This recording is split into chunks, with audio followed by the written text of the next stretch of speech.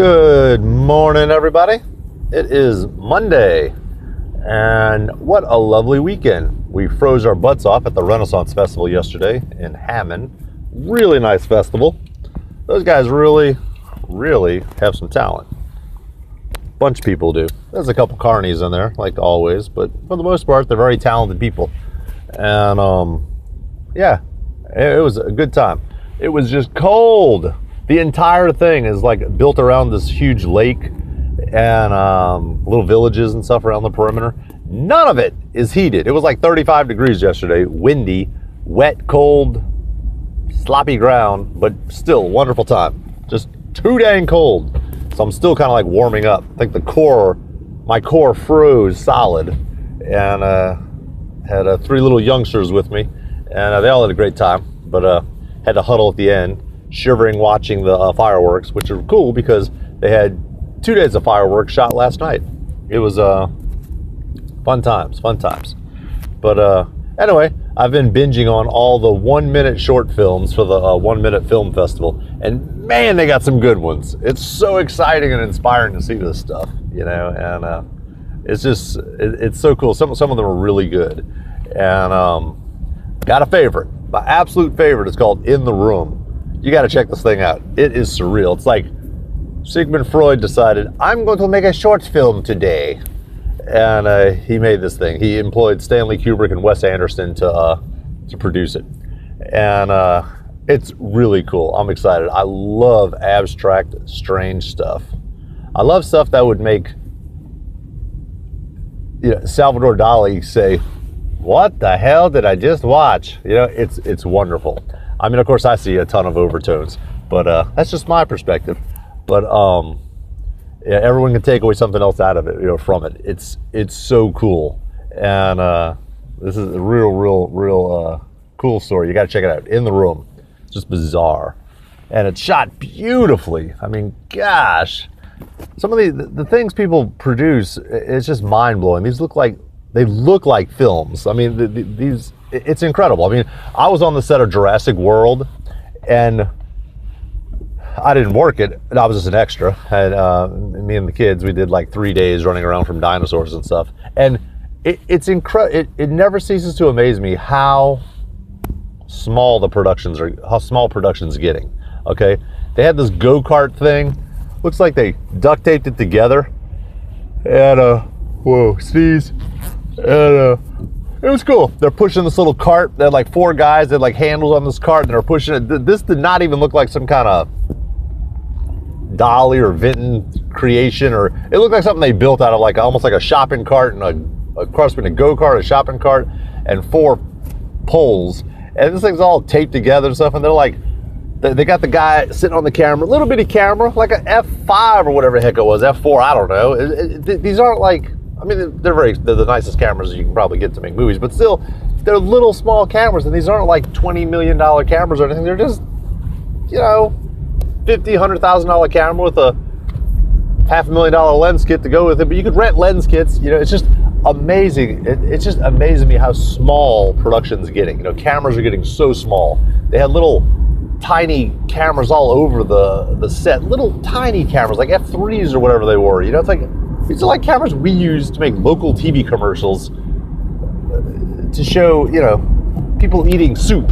It's like, these are just local $800 to $1,000 commercials. We use the same cameras sometimes. It's like, it just blows my mind. Some of our commercials are a little higher budget than that, but it's like, it astounds me. I just remember 1.5 million years ago, when you're watching, HBO Spotlight behind the scenes, and it's like, Spielberg shooting Jaws, whatever it was. He had this Panavision pig with these giant Mickey Mouse reels to hold the 8 hours of film or whatever the heck they were shooting. I don't know anything about film. This huge 35 millimeter, magazines that snap on top of these Mondo cameras half the size of my car, and they had lights that were the size of this car, 20 of them, and just like pounding on people. And it's like, just I can't ever get that. When I think of major motion picture production, that's from 35 years ago, 40 years ago, okay? Maybe, yeah, 40 years ago. That's, how it used to look, and it's like, I just can't wrap my brain around an LED panel and a bounce card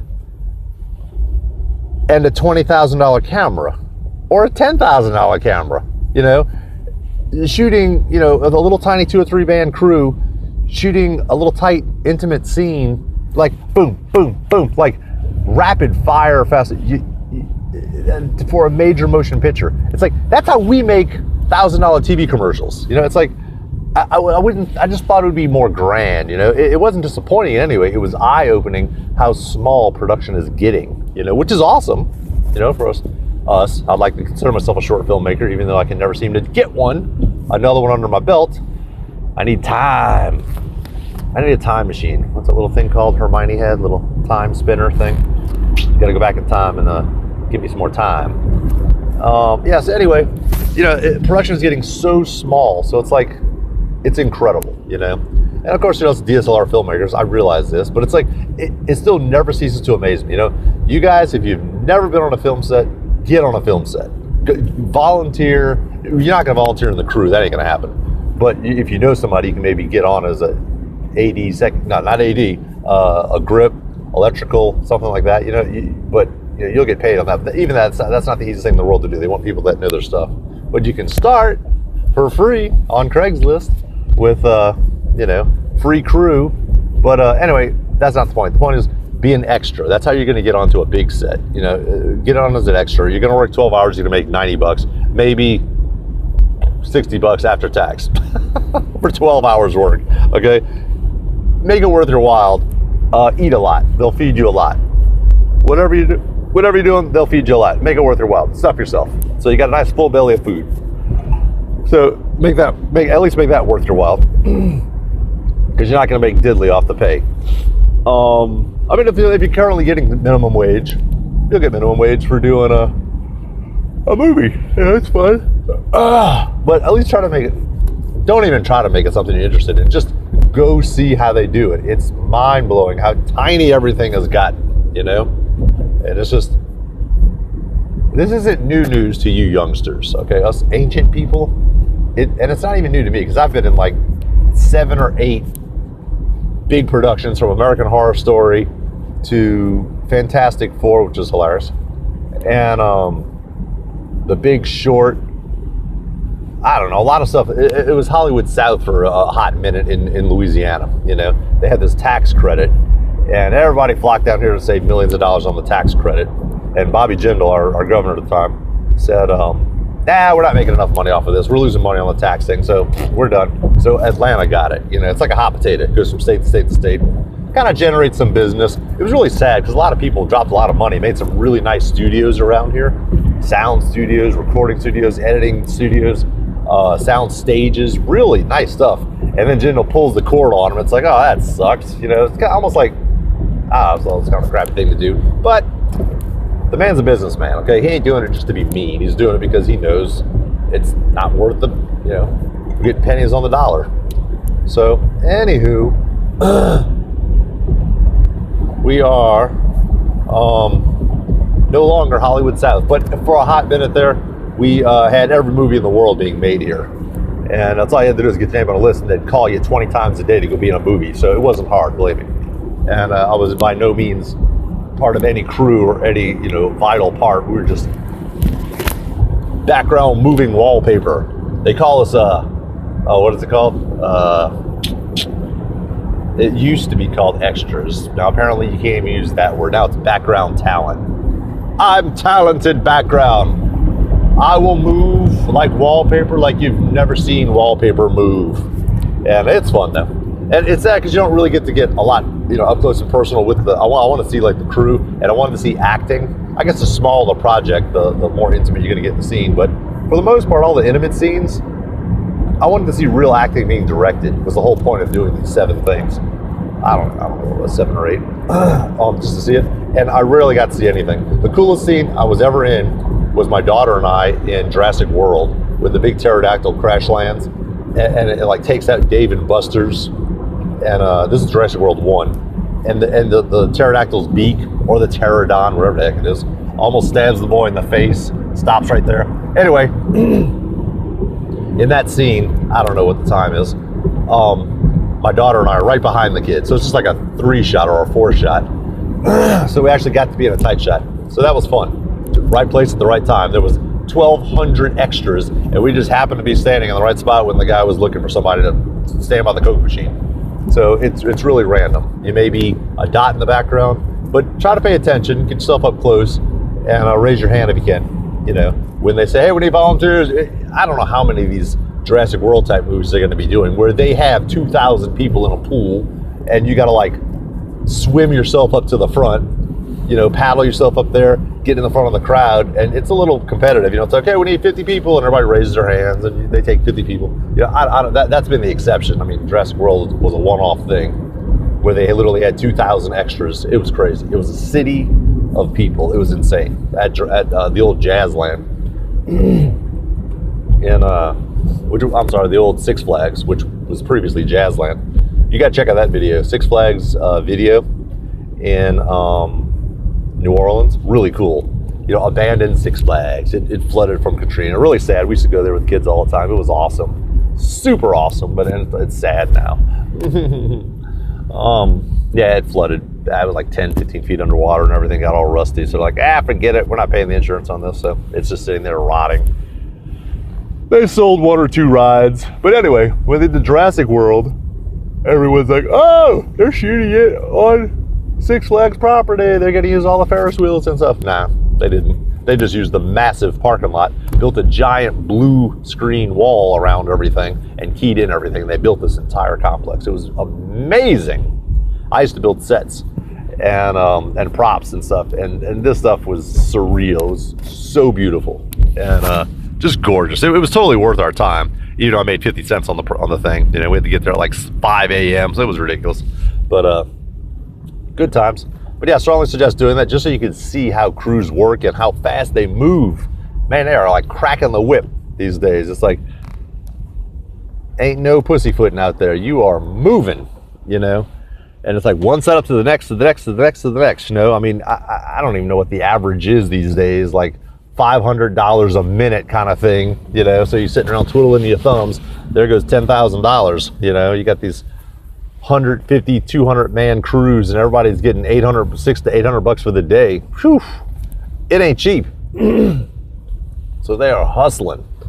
And yeah, that was that director. He was one of the youngsters that made it big, pre Annabelle guy. What the heck's this guy's name? Colin Trevorrow. I think that's his name. Really cool director. He was like so chill. He was actually directing. He didn't direct us, of course. He had a whatever you call it, talent wrangler or talent whatever you call it, just telling us stand by the Coke machine and run when this thing explodes. Okay, and they throw rubber glass at us, you know, for the Jurassic World scene.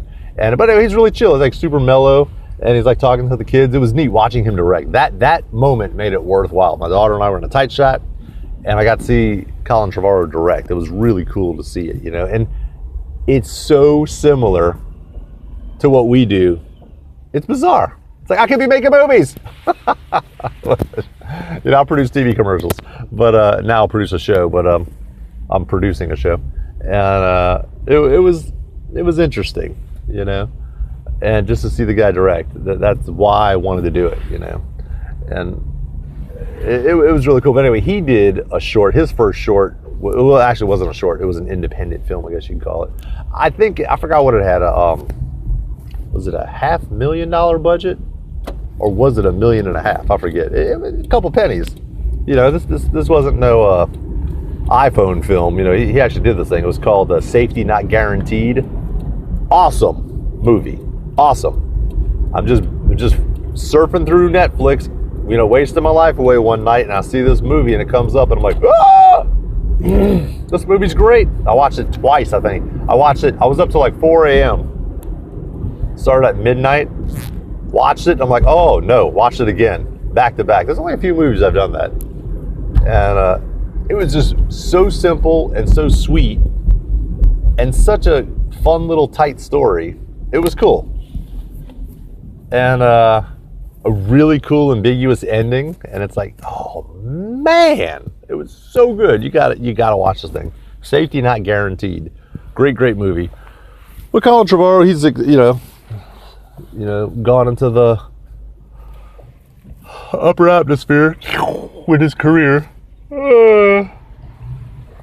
So yeah, more power to him. So he did this little short. He did a couple short films, and then he got funding for this short movie, and it got on Netflix. And then Spielberg and company liked him, and they invited him to audition for the role of director for Jurassic World, and he started that firestorm. I don't think he had anything to do with the second one. I don't think he did. No, he did. He didn't direct Jurassic World 2. And but yeah, he's been doing a ton of stuff. Really, really good director. I think his last film didn't really take off that well. What was it called? Some Little Boy Genius or something. You wanted to, I guess, bring it down a notch. You do a $200 million movie. Let's bring it back down to my roots. So he wanted to do a little short film, some little boy genius or something, some savant or whatever it was, little autistic boy that's a genius or something. I forget the name of it, but I heard it, just wishy-washy review. But I haven't seen it yet. I might watch it. I like keeping it fantasy, action, silly, strange, stuff like that. I don't like too real. I got enough real life in my real life. You know what I mean? So I like keeping it fantasy world. So it's at this point I realize I did not lock my door, but that's okay.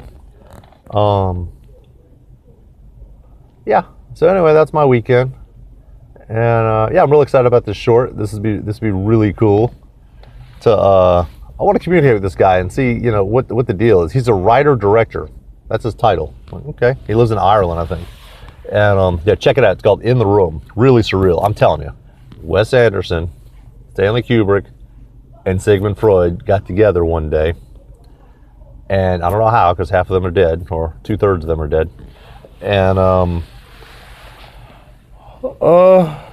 they met and wrote a short film, and then they went and shot it. It's really cool. I love it. I love it.